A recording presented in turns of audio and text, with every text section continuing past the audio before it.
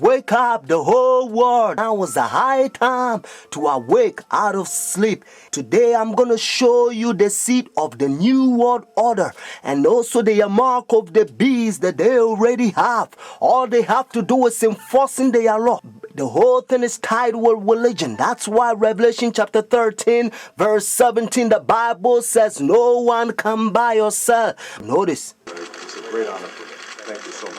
Friends, I'm going to give you a little history and then I will tell you the power behind the scene, the New World Order. Constantine was the one who united the church and stayed together. Notice, during Dark Ages, pagan Rome, when he marched them to Tiber River, they said they was baptized. So when they came to the church, they was idol statue worshippers. So when they brought their statues in Roman Catholic Church, they start naming them Christian name, Jupiter and all this thing. They call them Peter and Rosary and all this paganism that they brought to Roman Catholic Church. And some of the Christians they don't like, so they protest against. That's why they call them Protestants or Protestant. So they set up their Jesuit order during 1500. The reason they said their Jesuit order is to destroy the Christians that they protest against their paganism. They also infiltrate the state to control the whole world. They created Masons and now they got Skull and Bones, Illuminatis, all them secret societies, friends. They control the whole world. And what else? Obama and all them power, they all belongs to secret societies.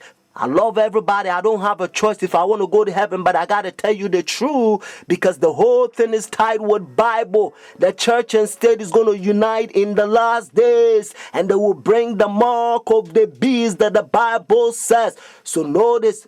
You came from circumference I did, your old country. Yes. And it was successful. Successful? You have some decisions. It's not so easy, Mr. Morrison.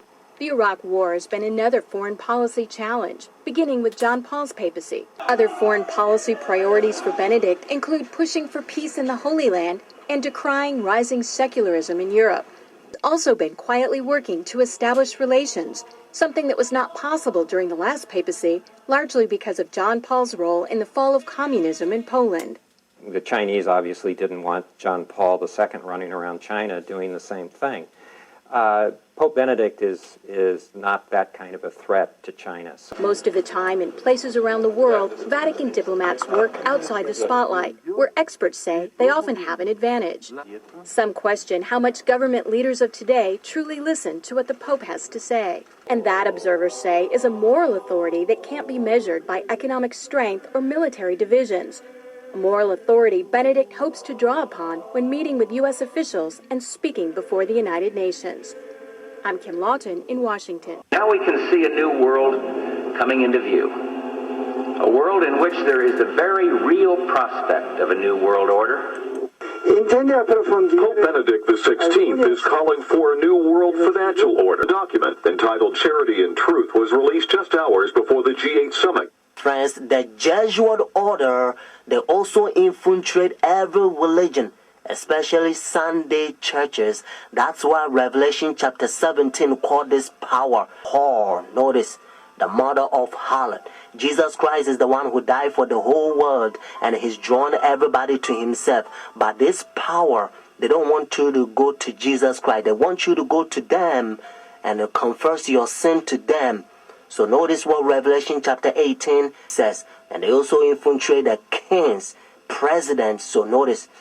And he cried mightily with a strong voice, saying, Babylon the great is fallen and is fallen, and is become the habitation of devils, and the hole of every foul spirit, and the cage of every unclean and hateful bird. For all nations have drunk of the wine of her fornications. And notice, and the kings of the earth have committed fornication with her. Friends, now I'm going to tell you their mark. Notice this power, the mark of the beast. Because notice, if the Bible says the mark of the beast, means this power has a mark. The beast is a language that God is using for this power. And they themselves, they says in their own book, the book of Catechism, the old version, notice, they says Sunday worship is their mark of authority. The new version, they don't use the word authority, but at least, thank God, they still admit it. Even the new version of Catechism, they still says they changed the Sabbath from Saturday to Sunday. Friends, the mark of the beast is not worldly speculations that sometimes you hear. Some people says, well, it's computer chip, but unfortunately you don't find in the Bible. And some people says, it's 666. But according to Revelation 13 verse 18, actually 666 help you to find the beast. What I mean is to identify the beast. But the Bible says the mark. The reason why I repeat and I kind of stretch it because I don't want you to miss it. It's a deception. Notice the mark of the beast. It's clear. It means the power, the beast has a mark to change the Sabbath from Saturday to Sunday. But unfortunately, Sunday churches, they adopt Sun worship day for so many years. They don't want to get rid of it.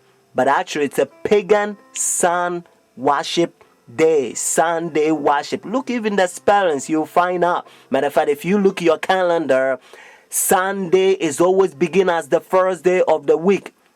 Unfortunately, they will skip, and some people, they don't know, they will count Monday as the first day of the week, because according to Revelation chapter 12 verse 9, the devil will deceive the whole world. So it's a deception. So a lot of people, the devil, he's in the process blinding the people, including the Christendom.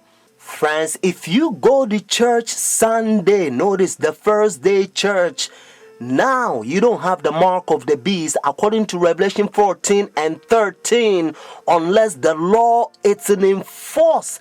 That's why now you hear different country, they try to forcing the people to not sell or do anything on Sunday because they try to enforce the law. But according to Bible, notice United States is the one who's going to cause the whole world to worship the beast. Their sun worship day means Sunday worship according to Revelation 13. So whenever United States enforce the law, then every country also going to enforce because they control the whole world. Every president on the Roman Catholic Church. Friends, Saturday is always the Sabbath, the seventh day of the week. Notice, and again, it's always Saturday. And that's why the Bible says the seventh day is the Sabbath.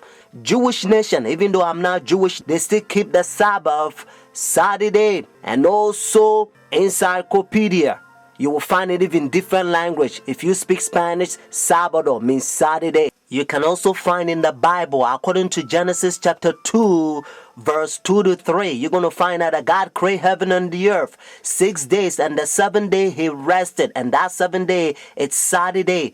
And then Jesus Christ, remember, when Adam and Eve, they sinned, Jesus Christ came to redeem our soul, and he finished his work 6 days, Friday afternoon. Remember, that's why they call it Easter Friday or Good Friday. It says it is finished Friday, and then he rested Saturday, just like he rested Genesis chapter 2 verses 1 to 3.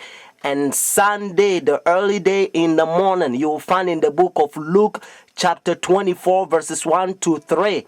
You will also find in Luke chapter 23 verses 50 to 56. The seventh day is always Saturday until Constantine 321. He changed it from Saturday to his own pagan sun creation worship day. The devil behind the scene. You are about to see the power God is going to fill us with his outpouring, just like he did it for the first century, the apostle church. And then we're going to go forward and preach the loud cry. The third angel's message, we're going to protest against their pagan sun worship day, means their Sunday worship.